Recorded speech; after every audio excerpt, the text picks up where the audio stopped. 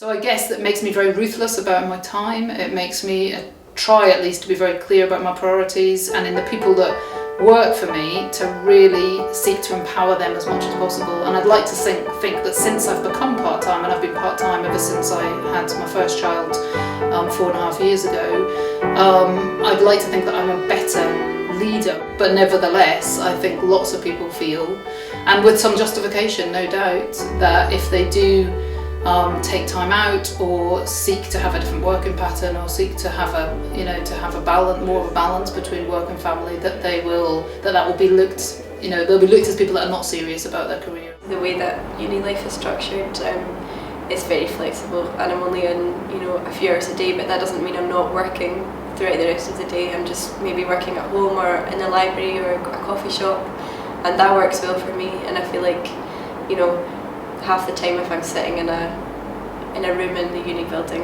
because it's scheduled in, I'm not really doing my best work anyway. To transition then into a job that expects me to be in a certain place 9 to 5 every day, it does not appeal to me.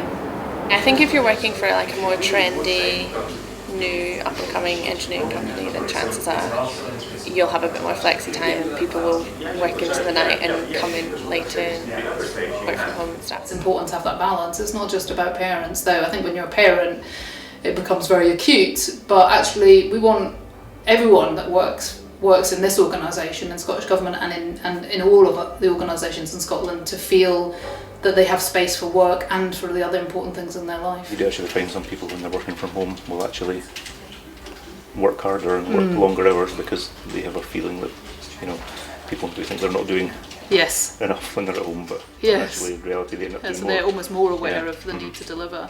We should all be fighting for the right to have that right balance, whether or not, whether we want to spend that time with our children or whether we want to spend that time, learning French or, travelling or looking after elderly parents or whatever it might be. Actually, everybody benefits from having the right kind of balance. So I would say, hold dearly onto that balance right from the start, if you can. Having the time to experience other things, and that, increases your mood, then you're going to be more motivated to work. Whereas if you're going home at 7 p.m. every night, too tired to do anything else, you're going to come back in not refreshed and not ready to work again. We'll lose a lot of arguments on the way to victory, but I think we need people like Nina to continue to take on the system and to challenge it and to have confidence in their own value and their own worth, and to know, actually, I know that I can give more working in this way. A company that sort of embraces flexibility would definitely strike me as, they're forward thinking and they maybe are interested in what I've got to offer.